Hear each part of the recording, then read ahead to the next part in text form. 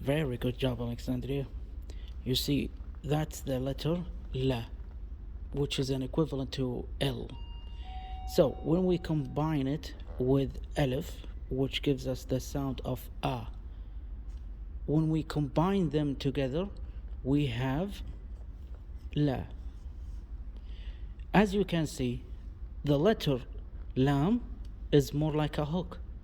And what we are doing is that the letter Alif, which is pronounced as A, what we do is not write it this way. However, we tie it into a knot. So that's the hook, the Lam's hook, and then we throw the Alif all the way here. There is actually another way of writing La in Arabic, in which that we open the hook of the Lam, and then we just stick the Alif like this. So this is another way to write La in Arabic. This is La in Arabic, which means no, and this is also La in Arabic, which means no. So when we keep in mind that the letter Lam is a hook, we either join it with the letter Alif, like so right here, or we go about like this, like a slash, but not too big, of course. It has to be very small right here. All right? Yeah, I'm very happy that you are in our group, and I appreciate your positivity.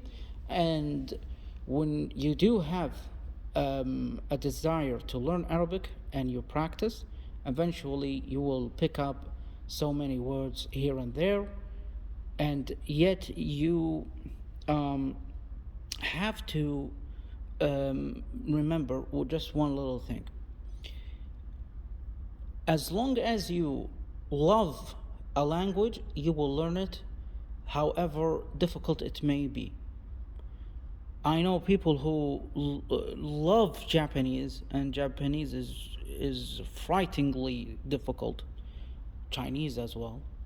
But just because that they love Japanese, they got over how difficult it is. Arabic, on the other hand, is way more, how will I put it? I can describe Arabic as growing a plant or growing a tree. Why do I say that? Because in Arabic, everything branches from a root. I will give you an example. In Arabic, when we say book, just a book, we say kitab, which means a book. However, if I were to say kutub, this is the plural of books. If I were to say katib, then I mean a writer. If I were to say katiban, then I mean two writers. If I were to say kutab, like so, kutab, writers. If I were to say maktabah, then I mean a library. If I were to say aktub, then it means I am writing. You might not have memorized all of that, and you don't need to, but you do need to get how Arabic functions. Once you just get one word in Arabic, and you know how Arabic's mechanism, how the Arabic mechanism operates, you will easily learn just one word, and then you would have hundreds of words branching from it. This is why I do say that Arabic can be taught to everyone.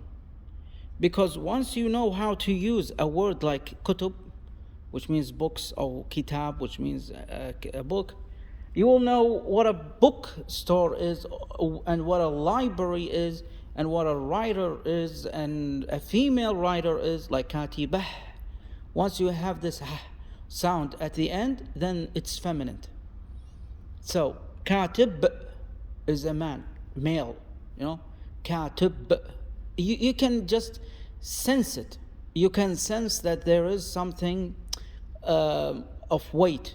It has more, let's say,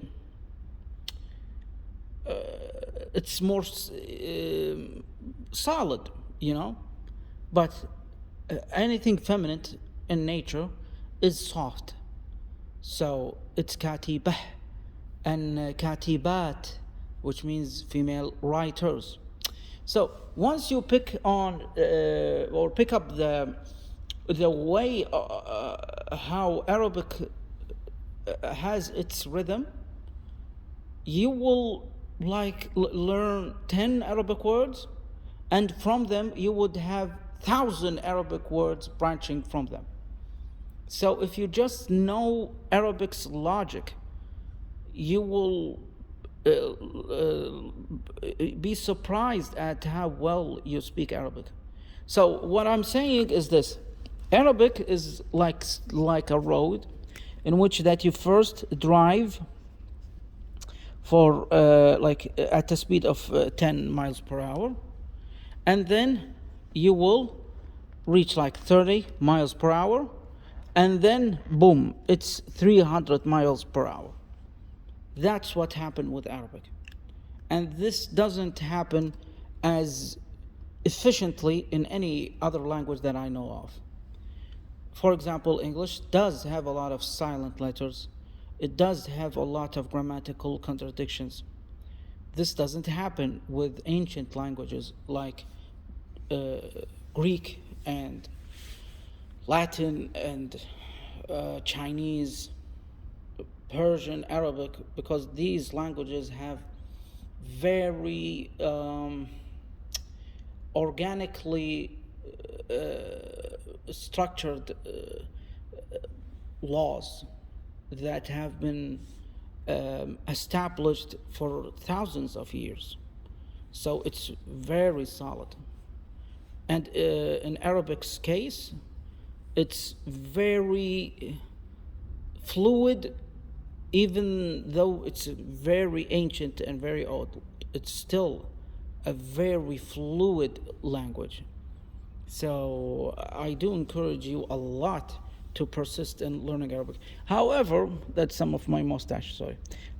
However, if you were to have an Arabic teacher, that would be marvelous. But for the time being, keep on learning a few words here and there, and just have fun with the language. Whenever that you want to actually learn Arabic in an let's say an academic kind of way, you know, then I advise you to have an online teacher in which that you have like Zoom classes with. But try to learn with a group. It's way more better. And have a nice day, Alexandria. I am very happy that you are with us.